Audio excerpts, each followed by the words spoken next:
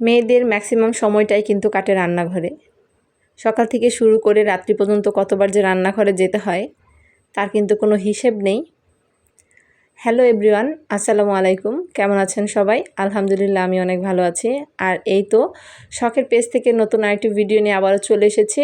আর হ্যাঁ, মেয়েদের কিন্তু বেশিরভাগ সময়টাই রান্নাঘরে কাটাতে হয়, কারণ সকাল থেকে শুরু করে রাত্রি পর্যন্ত কতবার যে রান্নাঘরে যেতে হয় তার কিন্তু কোনো হিসেব নেই। কথাটা কিন্তু একদম ঠিক, কারণ এই তো সকালবেলা উঠেই কিন্তু নাস্তা রেডি করো, তারপর নাস্তা করে ঘর গুছিয়ে তারপর আবারও রান্নাঘরে চলে যাও, দুপুরে কি রান্না করব না রান্না করব।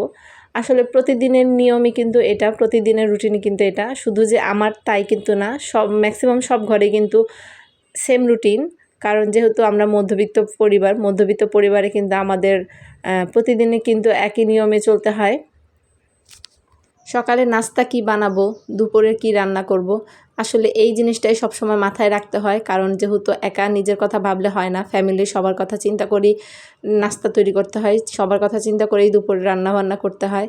আসলেই এই সমস্ত কিছু চিন্তা করতে করতে কিন্তু দিনের অর্ধেকটা টাইম চলে যায়। নিজের জন্য একটু সময় বের করা তো দূরের কথা, ঘরের কাজকর্ম রান্নাবান্না এগুলো শেষ করতে করতেই কিন্তু সারাটা দিন পার হয়ে যায়। তারপর আবার ছেলেমেয়েকে পড়াও, ছেলেমেয়েকে স্কুলে নিয়ে যাও, এই সব তো আছেই। তো এটা যে শুধু আমার সাথে হয় তা কিন্তু না, এটা কিন্তু প্রত্যেকটা ঘরে একই নিয়ম, একই রুটিন। আমি কিন্তু সবগুলো মেয়ের কথাই বলছি। মানে মেয়ে মানুষদের যে কত কাজ তা কিন্তু শুধু মেয়েরাই জানে। অনেকেই মনে করে যে মেয়েদের আর কী কাজ, শুধু বাসায় বসে রান্না করা, খাওয়া আর ঘুমানো, এছাড়া আর কী কাজ। আসলে মেয়েদের যে কী কাজ সেটা শুধু মেয়েরাই জানে। তো এই তো আমি কিন্তু কথা বলতে বলতে আমি আমার দুপুরের রান্নাও উঠিয়ে দিয়েছি। আমি আজকে শিং মাছ দিয়ে লাউ দিয়ে রান্না করব, তো যার কারণে আমি শিং মাছটাকে খুব ভালো করে কষিয়ে এখন শিং মাছটা তুলে নিচ্ছি।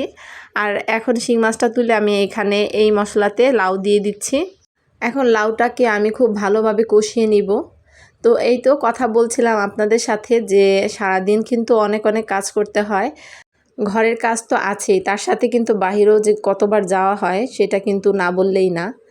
যাই হোক, মেয়েদের কিন্তু আল্লাহ অনেক ধৈর্য দিয়ে দিয়েছে, যার কারণেই কিন্তু মেয়েরা 2 হাতে এতগুলো কাজ করতে পারে। আসলে 2 হাতে কিন্তু 10 হাতের কাজ করে মেয়েরা।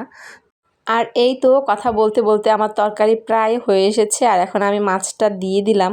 আর আমি সব সময় মাছ দিয়ে বাটিটা এভাবেই ঝোলের পানিটা দিয়ে ধুয়ে দিয়ে দেই, এতে আমার কাছে মনে হয় তরকারির টেস্টটা অনেক ভালো আসে। তো এই তো আজকে আমি দুপুরে রান্না করেছিলাম কচু শাক ভাজি আর শিং মাছ দিয়ে লাউ দিয়ে।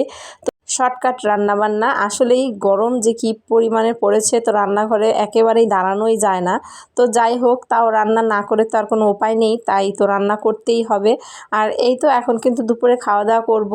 তো সবার প্লেটে প্লেটে ভাত বেড়ে নিচ্ছি। আর এই তো খাওয়া শুরু করার আগে আপনাদের কাছ থেকে বিদায়টা নিয়ে নেই।